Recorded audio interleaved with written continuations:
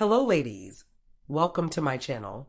In this video, we're diving into a topic that's deeply personal and incredibly empowering: celibacy.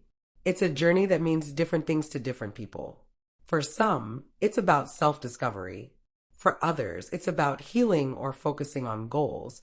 But one thing is for sure, it's a decision that inspires reflection and growth. In this video, we're exploring the diverse stories of people who've chosen celibacy and what they've learned along the way. You'll hear about the challenges, the breakthroughs, and the surprising joys that come with this unique journey. So, whether you're curious about celibacy or on the path yourself, this is for you. Let's get into it and keep watching. I was celibate for the last 4 years, and it was one of the best decisions I ever made, so let's talk about it. A lot of people go celibate for different types of reasons, but for me personally, it was because I genuinely wanted to work on healing myself, decenter men, and also to put my focus on other things that were more important at that time in my life. When you have sex with somebody, you are transferring their energy, you are creating a soul tie. I don't care if it's a one-night stand, I don't care if you've been seeing that person for 3 months, 3 years, 3 decades, you are transferring energy. And especially as women, you are also releasing hormones that naturally make you more attached to that person. And it also alters the type of person that you will end up attracting at the end of the day. When I went celibate, I realized that a lot of men don't have much to offer other than sex. And although that's one of the most important aspects of any relationship, is also the physical intimacy part of it. For me personally, I was like, if this person can't even stimulate my brain, if we don't even have an emotional connection, why would I want to give myself to that person? And not only that, but how many times have you actually talked to somebody who's had a one-night stand and they're like, oh my God, it was the best thing ever? Almost zero to never. For me, the person that I'm intimate with is somebody that I emotionally connect with, I physically connect with on a deeper, more intellectual level. A lot of things that just go beyond the physical aspect of just sex. Have these different types of connections intellectually, emotionally, physically, mentally, and that person genuinely understands you.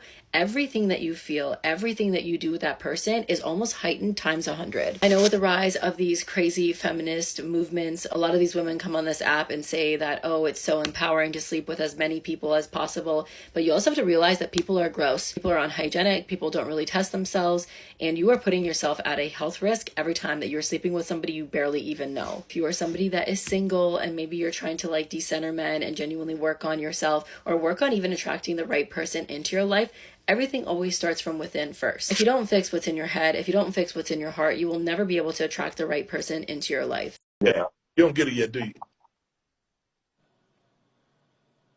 I just gave you an opportunity of a lifetime, brother. Okay, so let's talk about celibacy versus abstinence. So celibacy is when you decide that you are going to dedicate your life and your body, your vessel, to the Creator, your connection to the source. I don't care what nobody say. If you want to get that great, pure connection to the source, then you have to be pure. Some people can handle it. Some people can't. Some people feel like, you know what, I can still have sex and do whatever I want to do and connect to the source. I know different from my own experience, okay? Now, I'm not saying that you have to be celibate to connect to the source, but I'm just saying there is a time when God will require everything that you got. Everything, okay? So if you haven't hit that level, you will, okay? Abstaining is when you just decide that you're going to make a decision to no longer have sex. You're going to say, say maybe you've been in a bad relationship. You're like, I'm not going to have sex. I'm just going to focus on myself. That's abstaining. So that's the difference. I love you. Bye. Everything that's in him and on him, you're submitting to. This is why I've chosen celibacy. And if you have not watched that video yet, you should. Because he explained it so well, especially coming from a man. And it's actually sad that this is not taught in school, nor openly discussed in a household. Because this is one of the things that I wish I knew when I was younger, before I even started experimenting with a lot of stuff. So this is mostly to my younger women out there, because I want you to protect your energy. I want you to protect yourself. Yeah? So let me tell you about soul ties. Soul ties are those emotional and spiritual connections that are formed through engaging with someone sexually. And through that activity, we form deep bonds with this individual, which actually affects us emotionally, physically, and spiritually. Let me give you an example of how this affects us. Let's say you had a one-night stand and that person had depression and anxiety. Since sex is an energy exchange between people, that low vibrational energy is also passed on to you. How much? I don't know. We cannot see energy. And so let's say that person also had past partners. Let's say about 10 partners. Those 10 people, 8 out of them, let's say, had anxiety or traumatic experiences like most of us had. Since that was in the past, they also did the energy exchange. They also exchanged this low vibrational energy. And now that he has done it with you, their energies were with him too when he did it with you. You get me? It's like a web of energy exchange. Now, you only did it with this person, but you got the energy of some people. And since we cannot segregate energy, we don't know which energies were shared with you. Because, like I said, it's a web of shared energies between a lot of people. Here's another good example. I have not met anyone who is sleeping around, drinking, living the life, who is not feeling lost. If they tell you that they're feeling great or they're okay whatsoever, they're lying, because deep down inside they're feeling so lost because of so many people that they've engaged with. Just imagine how much energy he had to exchange between a lot of people already. That will make you feel lost for sure. And that's why choosing celibacy for me is one of the best decisions I've done in my life, because now I can focus with my own energy and I can heal from my past relationships.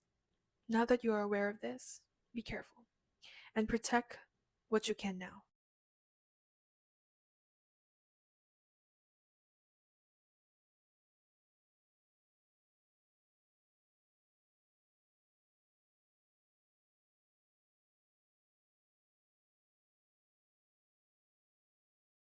I messed up my celibacy journey because, first of all, sin starts in the mind first before it happens in the act, the physical.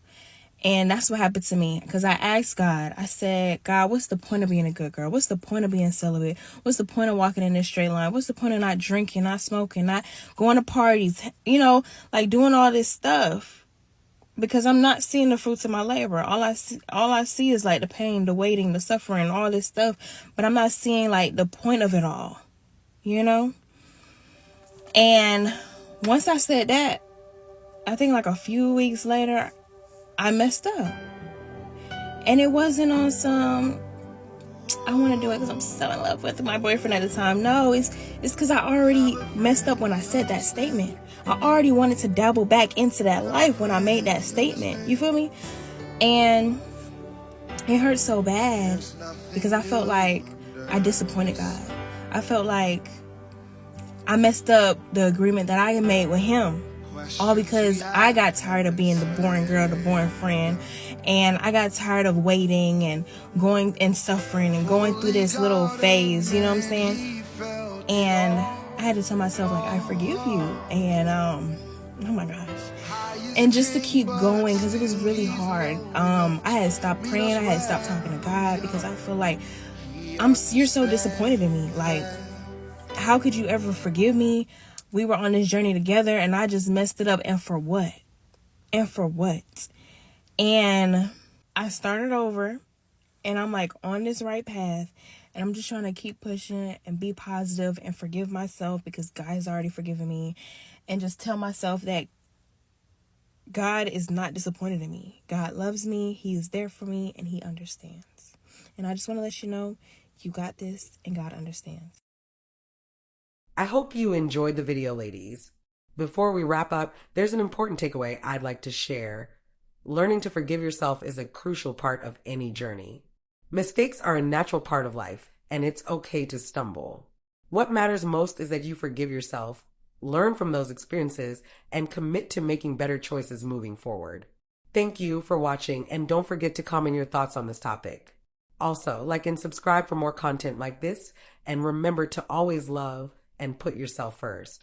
I plan to drop videos consistently on this channel, so make sure to turn on your notification bell so you don't miss any videos on this channel. I will see you in the next one, ladies. Bye.